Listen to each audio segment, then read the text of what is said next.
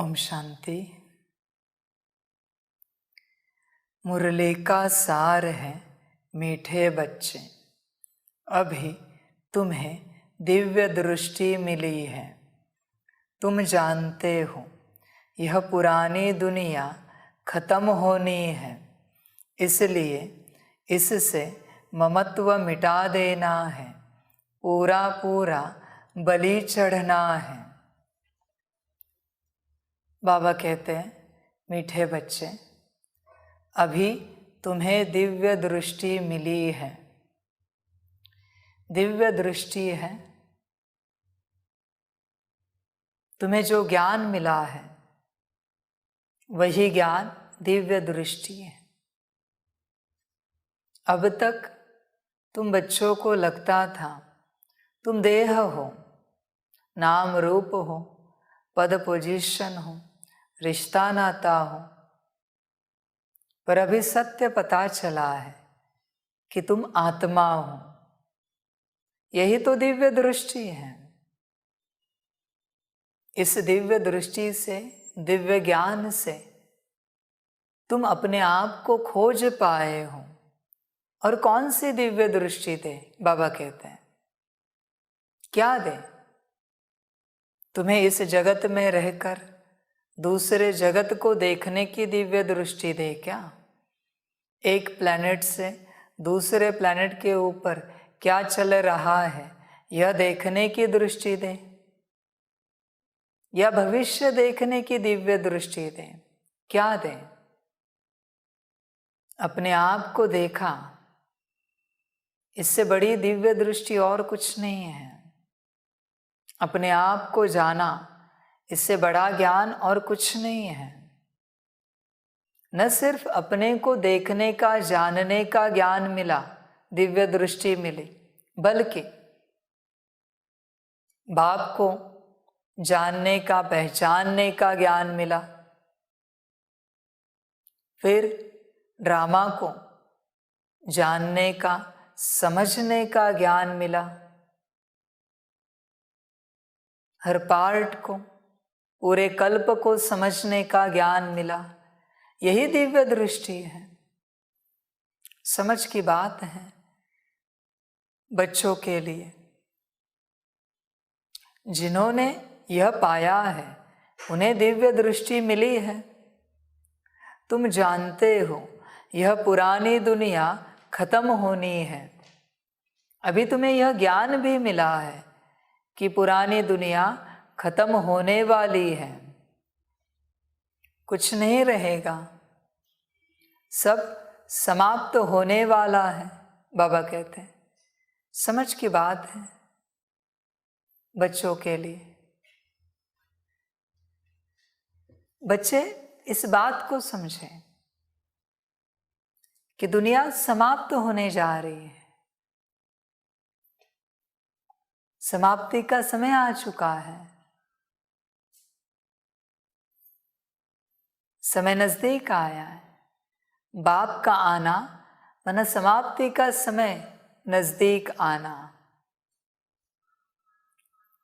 तुम जान गए हो, तो बाबा कहते इसलिए इससे ममत्व मिटा देना है। इसलिए इस दुनिया से ममत्व मिटा दो। जो समाप्त होने वाला है उससे कैसा ममत्व, किस प्रकार का ममत्व? जब किसी को पता चलता है कि किसी ने देह त्याग दी, तो क्या उस देह में ममत्व रहता है? नहीं रहता देह में ममत्व, क्योंकि देह त्याग दी है ना। उसी प्रकार इस दुनिया की आत्मा जैसे जाने पर है, तो इस दुनिया में कोई ममत्व नहीं है। पूरा पूरा बलि चढ़ना है, सब समाप्ति की ओर जा रहा है। बाबा कहते हैं, अपने आप को बुद्धि से पूरा बलि चढ़ाओ। बुद्धि में सिवाय एक बाप के याद के और कुछ भी ना हो। जब जब बुद्धि में बाप की याद है, बुद्धि पवित्र होती है, बुद्धि शुद्ध होती है। समझ की बात है। संसार बुद्धि को मलिन बनाता है, बाप की याद बुद्धि को शुद्ध करती है। इसलिए बस बाप की याद रहे बुद्धि में और कुछ भी ना रहे। प्रश्न है, जो अविनाशी बाप पर पूरा बलि चढ़े हुए बच्चे हैं, उनकी निशानी क्या होगी? उत्तर है, वह अपना पैसा आदि फालतू खर्च नहीं करेंगे। भक्ति मार्ग में दीपावली आदि पर कितना बारूद जलाते हैं, अल्पकाल की खुशी मनाते हैं। तुम जानते हो यह सब waste of time, waste of money, waste of energy है। यहाँ तुम्हें ऐसी खुशियाँ नहीं मनानी है, क्योंकि तुम तो वनवास में हो। तुम्हें इन कांटों की दुनिया से फूलों की दुनिया में जाना है। गीत है, तुम्हें पाके हमने जहाँ पा लिया है, जमी तो जमी आसमां भी पा लिया है। ओम शांति। मीठे मीठे बच्चों ने गीत का अर्थ समझा।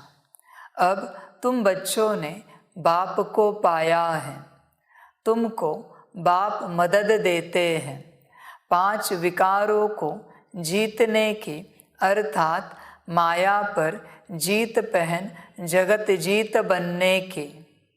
जगत सारी दुनिया को कहा जाता है।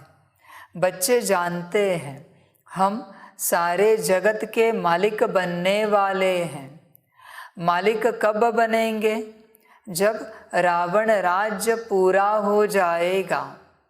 रावण को वर्ष वर्ष जलाते हैं, क्योंकि संगम युग पर बाप आकर आत्मा का दिवा जगाए सतयुग का मालिक बनाते हैं।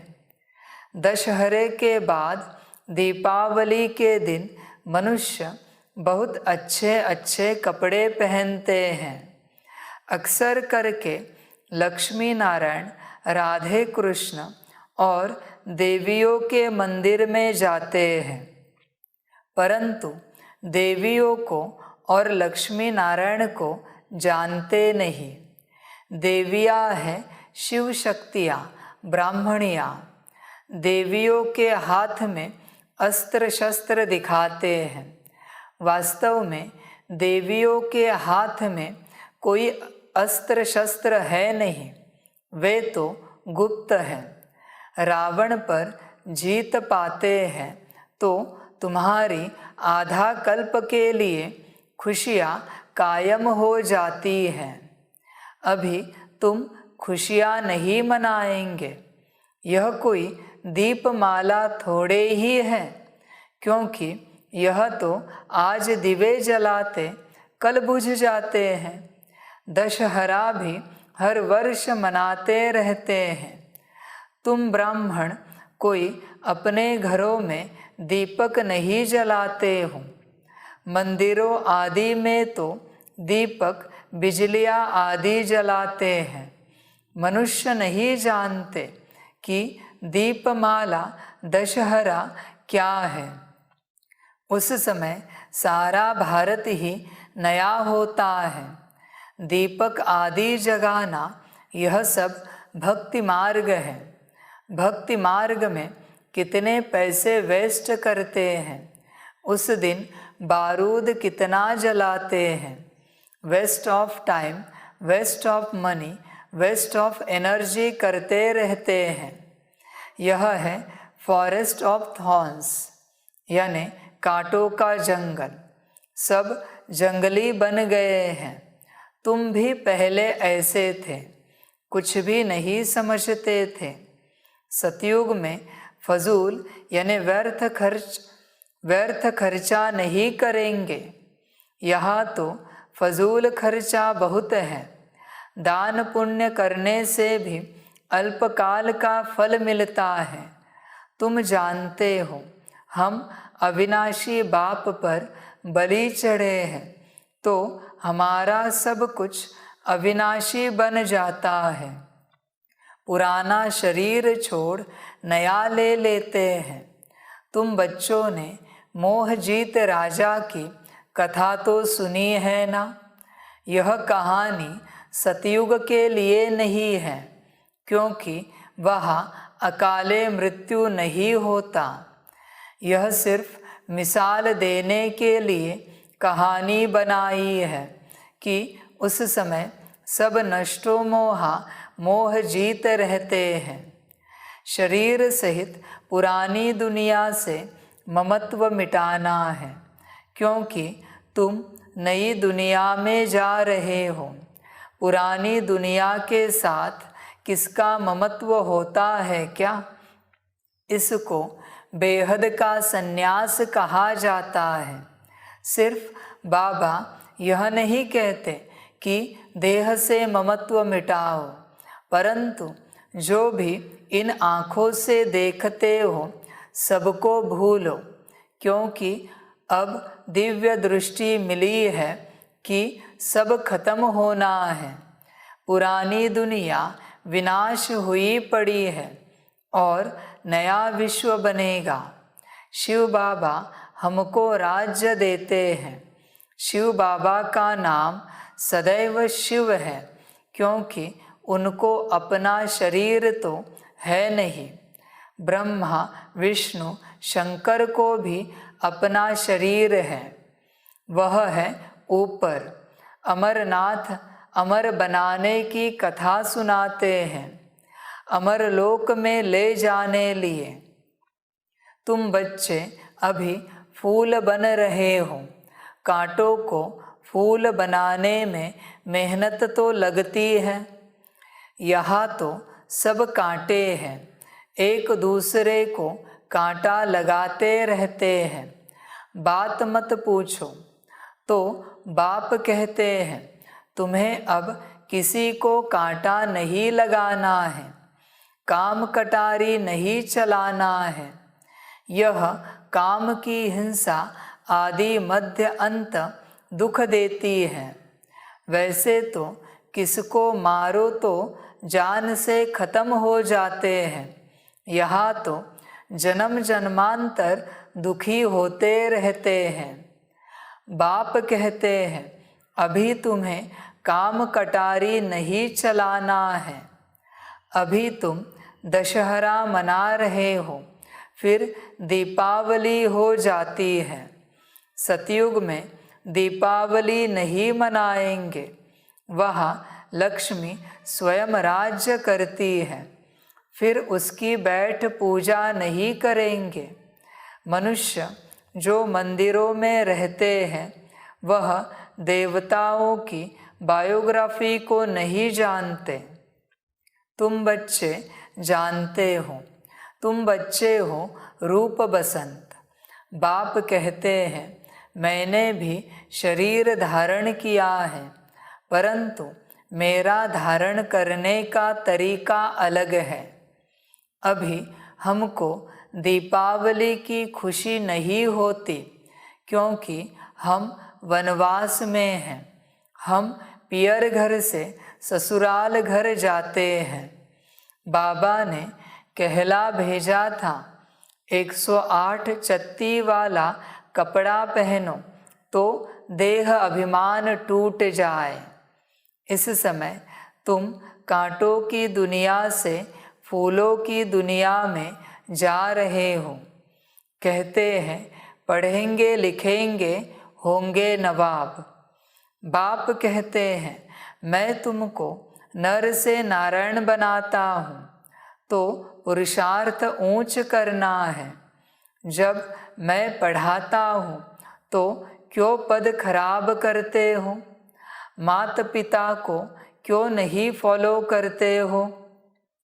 बाबा ने साक्षात्कार कराया है कि जो अच्छी तरह पढ़ेंगे वह डिनास्टी में आएंगे। तुम जानते हो, हम पढ़ते हैं स्वर्गवासी बनने के लिए। लोग समझते हैं मनुष्य मरते हैं तो स्वर्गवासी होते हैं, तुम जानते हो कि बाबा ही आकर स्वर्ग में ले जाते हैं और रावण फिर नरकवासी बना देते हैं। मनुष्य कहते हैं हिंदू चीनी भाई भाई, फिर एक दो को दुख देते रहते हैं। तुम जानते हो माता पिता से सुख घनेरे मिल रहे हैं, फिर धीरे धीरे कला कमती होती जाती है। कहते हैं चढ़ती कला सर्व का भला, तो अभी सबका भला होता है। कोई नरक से निकल स्वर्गवासी बनते, कोई शांति धाम निवासी बनते हैं, तो भला हो गया। सतयुग में कोई दुख देने वाली चीज़ होती नहीं। बड़े आदमियों का फर्नीचर भी बढ़िया होता है, वहाँ दुखदाई जानवर आदि होते नहीं, क्योंकि फर्नीचर अच्छा चाहिए। उसको हेवन कहा जाता है। अल्लाह अव्वल दीन का खेल है, ठका करने से राजाई मिलती है। तो अल्लाह बाप अव्वल दीन अर्थात आदि सनातन देवी देवता धर्म स्थापन करते हैं, तो बाप सेकंड में वैकुंठ का मालिक बना देते हैं। बाबा अव्वल दीन का साक्षात्कार कराते हैं। ऐसे नहीं बच्चे कहे साक्षात्कार में जाए।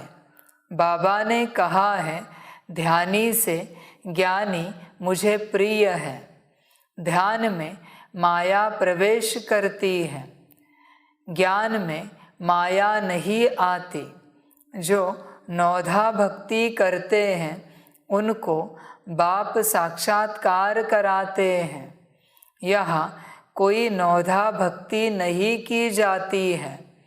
छोटी छोटी बच्चियों को साक्षात्कार हो जाता है। यहाँ तो कहा जाता है अगर ध्यान की आदत पड़ गई तो पढ़ाई नहीं पढ़ सकते। शुरू में कितना ध्यान के प्रोग्राम ले आते थे, परंतु आज है नहीं। ज्ञानी तू आत्मा को किसी बात में संशय नहीं आता। संशय आया पढ़ाई छोड़ी, गोया बाप को छोड़ा।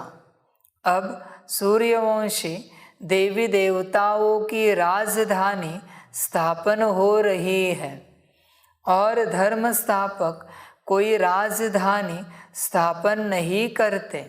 वह तो जब धर्म की वृद्धि हो जाती है तब राजाई चलती है। तो तुम अब विश्व का मालिक बन रहे हो। कोई नया आए तो पूछो परमपिता परमात्मा से तुम्हारा क्या संबंध है? कहेंगे बाबा है।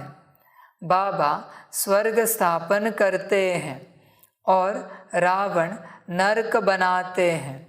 जिसने स्वर्ग बनाया उसकी पूजा करते हैं, जिसने नरक बनाया उसको जलाते हैं, क्योंकि नरक में मनुष्य काम चिता पर जलते हैं, तो गुस्से में आकर रावण को जलाते हैं। परंतु रावण जलता नहीं, सिर्फ कहते हैं परंपरा से चला आता है, परंतु परंपरा का अर्थ नहीं जानते। दुश्मन की एफिजी जलाते हैं। रावण को भला क्यों जलाते हो? क्योंकि रावण तुमको जलाते हैं। तुम रावण को जलाते हो, परंतु मनुष्य कुछ भी नहीं जानते। सतयुग में तो संपूर्ण निर्विकारी होते हैं, तो वहाँ रावण को नहीं जलाते हैं। उसको कहा जाता है वाइसलेस वर्ल्ड। हम पैराडाइज वासी बनने के लिए बाप से स्वर्ग का वर्षा ले रहे हैं। श्राप देने वाला है रावण। रावण किसको कहा जाता है? 5 विकार स्त्री के, 5 विकार पुरुष के। सतयुग में यह विकार नहीं थे। सन्यासी तो बाद में आते हैं। अभी तो देवता धर्म है नहीं, वह फिर से स्थापन हो रहा है। 108 की माला बन रही है, तो प्रजा भी तो चाहिए ना। जयपुर का राजा एक था, प्रजा कितनी थी? अभी माला तो बनती है, प्रजा भी चाहिए। जो यहाँ बच्चे बनकर फिर चले जाते हैं, वह हल्की प्रजा में चले जाते हैं। कहते हैं गृहस्थ व्यवहार में रहते जीवन मुक्ति चाहिए। जीवन मुक्त तो एक नहीं होंगे, पूरा घराना चाहिए। अष्टावक्र गीता में लिखा है, सेकंड में जीवन मुक्ति मिली, लेकिन कैसे मिली वह नहीं जानते। आदि सनातन देवी देवता धर्म बहुत सुख देने वाला है, जबकि राजाई मिल रही है, तो फिर हम क्यों न श्रीमत पर चले, क्यों न कमल फूल समान बने। तुम ब्राह्मण हो ना, तो शंख चक्र गदा पद्म तुम्हारे पास है। मनुष्य दीपमाला पर सिर्फ एक दिन नया कपड़ा पहनते हैं, मंदिरों में जाते हैं। श्री कृष्ण जन्माष्टमी पर नए कपड़े नहीं पहनते, दीपावली के दिन नए कपड़े पहनते हैं। Everything new. उस दिन दुकानदार अपना पुराना खाता खत्म कर नया खाता शुरू करते हैं। तुम भी अब पुराना खाता खत्म कर नया शुरू कर रहे हो। बाप फायदा कराते हैं, रावण घाटा कराते हैं। फायदा कैसे होगा? मन मना भव मध्याजी भव। विष्णु मध्य में है ना। मध्याजी भव मना बाप ब्रह्मा द्वारा विष्णुपुरी स्थापन करते हैं, तो पुरानी दुनिया विनाश हो जाती है। तो शिव बाबा कलयुग के अंत में आते हैं, फिर सतयुग की आदि होती है। लिखा भी है कि ब्रह्मा द्वारा स्थापना। ब्रह्मा तो प्रजापिता है ना, तो तुम किसके बच्चे हो? शिव के हो या ब्रह्मा के बच्चे हो? कहते भी है तुम मात पिता। बरोबर प्रैक्टिकल में मात पिता अब है। पढ़ाई पढ़कर फिर वर्षा पा रहे हो, फिर रावण आकर दुखी बनाते हैं। दुख भी धीरे धीरे बढ़ता है। विषय सागर यह कलयुग है, सतयुग है क्षीर सागर। विष्णु को क्षीर सागर में दिखाते हैं। तुम जानते हो, बरोबर वह क्या जाने दशहरे दीपावली को। हम तो राज को समझ गए हैं। जानते हो, कल हम स्वर्ग में थे, अब नरक में हो, फिर कल स्वर्ग में होंगे। कल क्यों कहते हैं? क्योंकि रात के बाद दिन आता है। कोई आए तो पूछो यह आश्रम किसका है? नाम सुना है? प्रजापिता ब्रह्मा। इतने ब्रह्मा कुमार कुमारियाँ हैं, तो ब्रह्मा बाप हुआ। बाप से वर्षा ही मिलेगा। बाप कहते हैं मुझे याद करो, तो मध्याजी भव। बाप धंधे की मना नहीं करते। बाप कहते हैं कि धंधा भल करो, परंतु बाबा को याद करो, क्योंकि उनसे वर्षा मिलता है।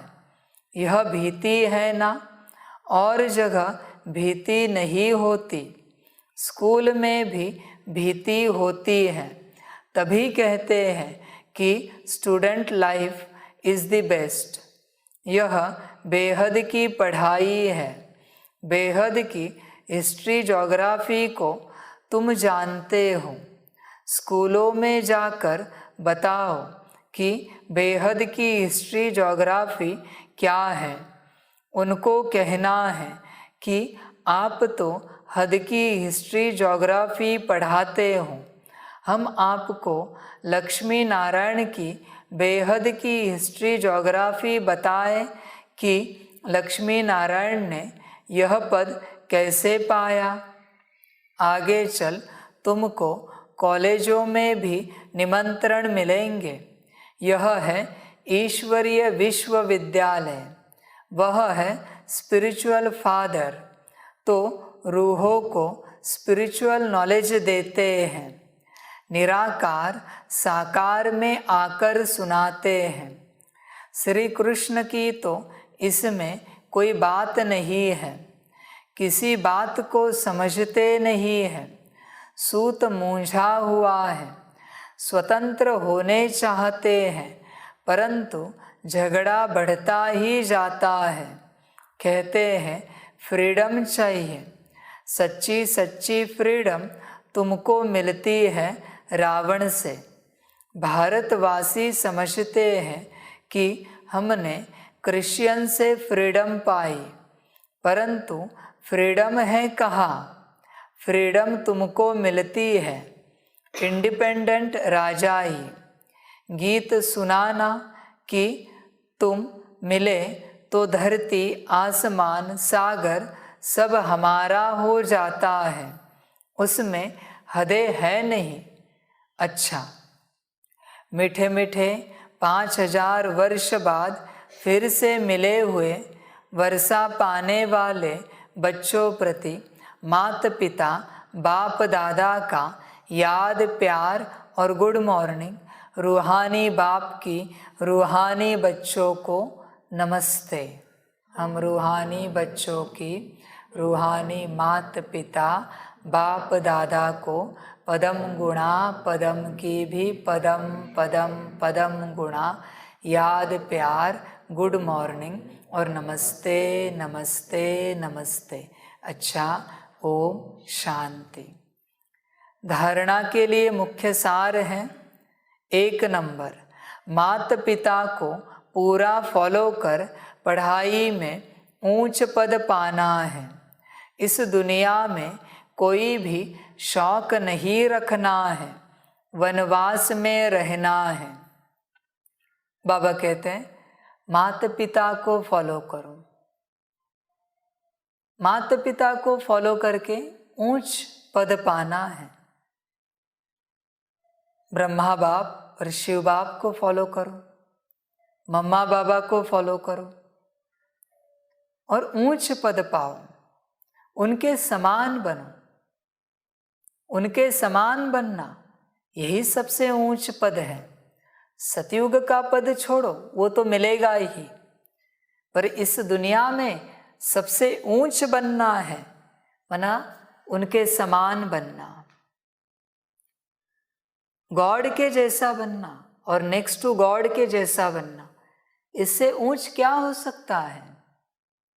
समझ की बात है। बाबा कहते हैं उनके जैसा बनो, चिंतन करो, एकांत में बैठकर चिंतन करो कि ब्रह्मा बाप समान बनने के लिए क्या करना चाहिए, शिव बाप समान बनने के लिए क्या करना चाहिए। उनके जैसे बनेंगे तभी तो शोभेंगे कि उनके बच्चे हैं। ऐसे ना हो कि माता पिता नॉर्थ पोल और बच्चा साउथ पोल, शोभा नहीं देगा। एक समान बनो। कभी बैठकर चिंतन करो कि ब्रह्मा बाप समान कौन से गुण मुझ में हैं या आए हैं। शिव बाप समान हम कहाँ तक बने हैं, कौन से गुणों में शक्तियों में बने हैं। चिंतन करेंगे तो बन जाएंगे। बाबा कहते तुम एम ऑब्जेक्ट तो रखो, दुनिया से, संसार से समय निकाल के एकांत में तो बैठो, फिर देखो मेरी कमाल मैं कैसे बनाता हूं। पर अगर तुम्हारी ही इच्छा नहीं है, तुम्हारा ही संकल्प नहीं है बनने का, तो मैं जबरदस्ती क्यों बनाऊं? जबरदस्ती माना हर्ट करना हुआ ना। तो मैं तुम्हें जबरदस्ती ब्रह्मा बाप समान और मेरे समान बना के हर्ट क्यों करूं, जबकि तुम्हारी कोई मर्जी नहीं है। समझ की बात है बाबा कहते हैं बच्चों के लिए। बच्चे समझदार बने। बाबा कहते बस संकल्प उठाना है और एकांत में बैठकर चिंतन शुरू करना है। बनाना मेरा काम है, तुम्हारा काम है संकल्प उठा के एकांत में बैठकर चिंतन करना। बाकी मैं बैठा हूं बनाने के लिए, तुम बैठो तो सही, फिर मैं बैठता हूं बनाने के लिए। पत्थर तैयार होगा तो कारीगर मूर्ति बनाएगा, पर किसी पत्थर का मन ही नहीं मूर्ति बनने का, तो कारीगर क्यों जबरदस्ती मूर्ति बनाए? समझ की बात है। तो माता पिता को पूरा फॉलो कर पढ़ाई में ऊंच पद पाना है। इस दुनिया में कोई भी शौक नहीं रखना है। तुम ध्यान से चेक करो, कहीं कोई मायावी शौक तो नहीं है तुम्हें? पहनने का, खाने पीने का, श्रृंगार का, ऊंच जूते का, कपड़ों का, ऊंच रहने का कोई शौक तो नहीं है? शौक नहीं रखना, वरना अंत में शौक लग जाएगा। इसलिए इस दुनिया के सारे शौक को छोड़ देना। बाबा कहते वनवास में रहना है, ऊपर कहा ना। बाबा कहते वनवास में रहो, ऊपर कहा है कि 108 चत्ती वाला कपड़ा पहनो। बाबा कहते देखना चाहता हूं मैं भी कि तुम पहन सकते हो या नहीं 108 टुकड़ों वाला कपड़ा, 108 जगहों से फटा हुआ कपड़ा। अगर तुमने पहना तो बाबा ने कहा है कि देहाभिमान टूट जाएगा। वरना कोई कोई बच्चे हैं कड़क स्त्री के बिना नहीं जमता उन्हें।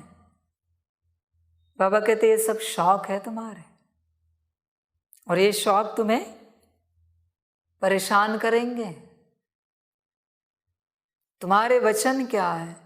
तुम्ही संग बैठू, तुम्ही संग खाओ, तू जैसे रखे वैसे रहूं, है ना तुम्हारे वचन। तो बाबा चाहता है फटे पुराने कपड़ों को पहन के दिखाओ, छत्ती वाला कपड़ा पहन के दिखाओ, और सिर्फ पहन के अपने घर में नहीं घूमो, समाज में घूमकर दिखाओ। अच्छे ऊंचे लोगों में, दुनियावी रूप से जो ऊंचे, उन लोगों के बीच में जाके दिखाओ फटे पुराने कपड़े पहनकर, फिर मैं मानूंगा। वनवास में हो तुम, वनवास में कोई शौक नहीं होता। वनवास में जो मिले जैसे मिले लेते और चलते रहते हैं।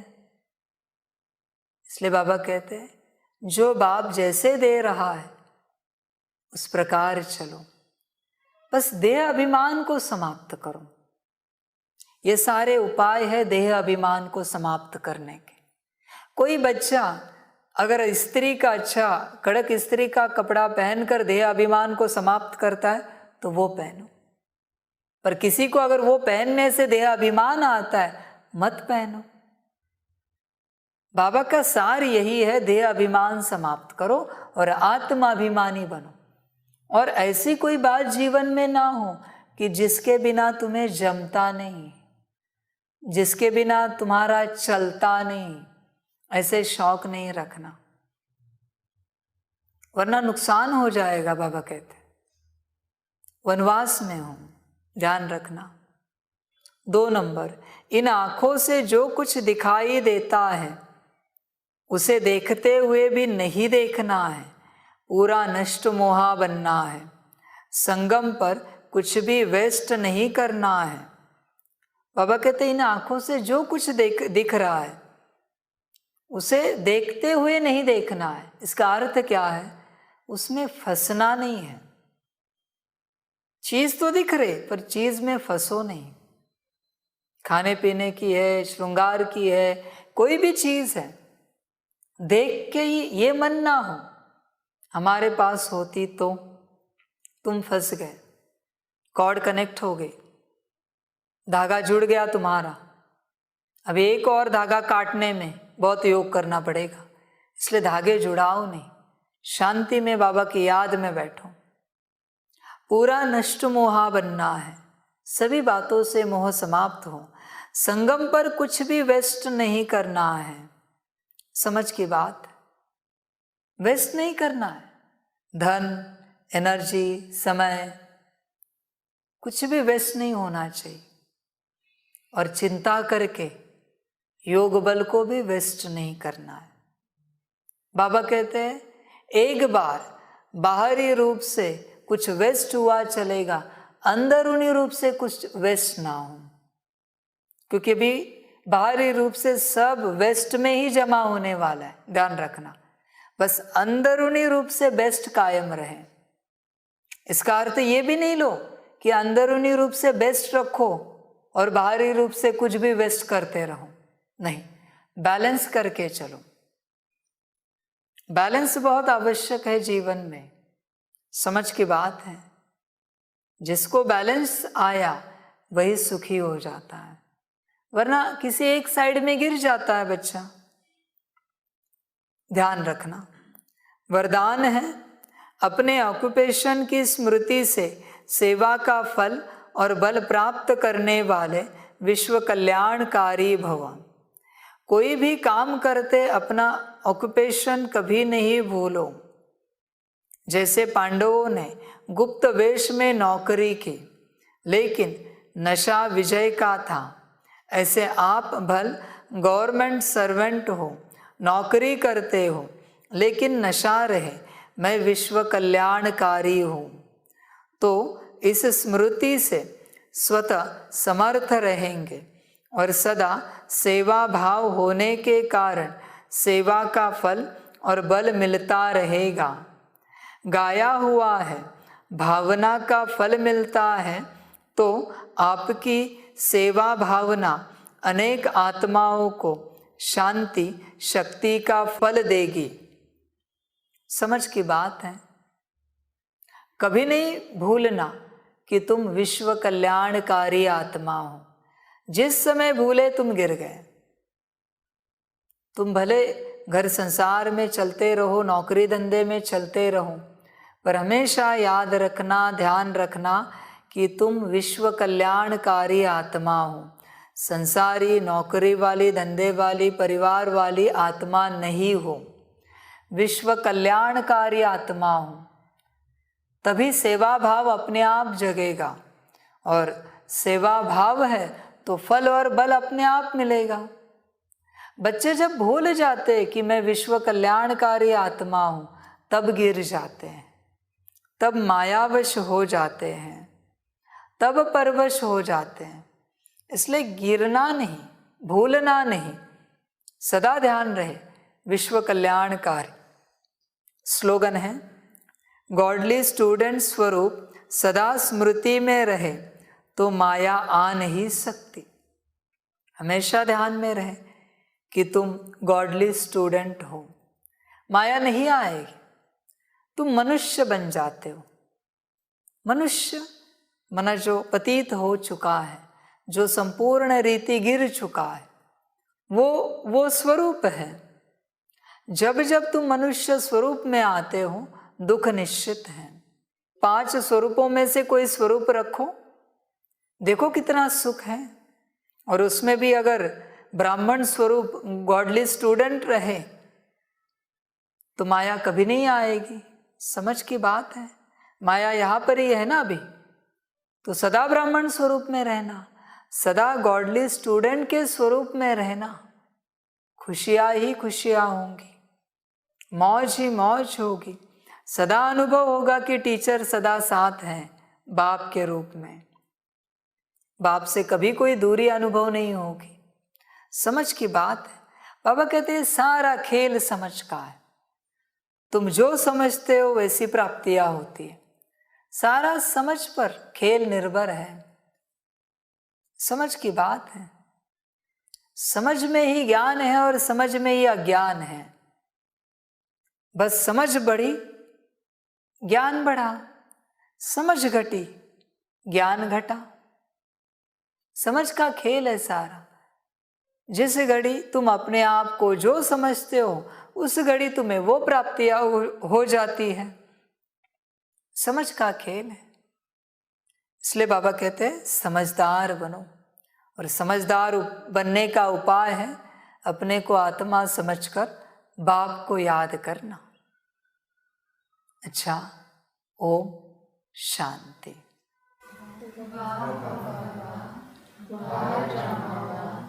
बाहरे मैं आत्मा बा, बाहरे मेरा भाग्य बा, बाहरे मेरा ईश्वरीय परिवार बा, बाहरे मैं स्वराज्य अधिकारी आत्मा बा।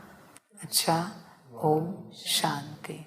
मेरा बाबा, मीठा बाबा, प्यारा बाबा, पदम गुणा पदम गुणा पदम गुणा।